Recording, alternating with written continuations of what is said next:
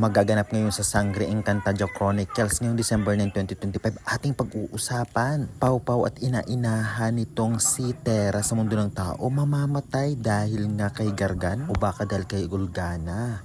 Ni Tena, may nakita naman pangitain ang pagbabalik ni Hagorn. Hagorn na nasa katawan ni Perena, lalabas na ngayong gabi.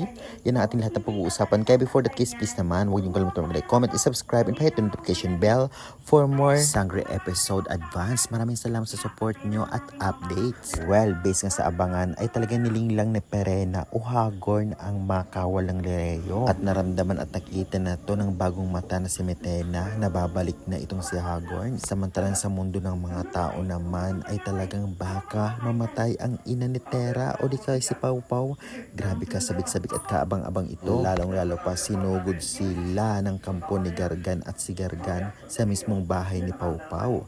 Kaya guys, excited na ba kayo? Sa tingin nyo, ano kaya magiging kaganapan ngayon? Kumbaga ay i-comment nyo na yan at pa-subscribe. Maraming salamat sa support.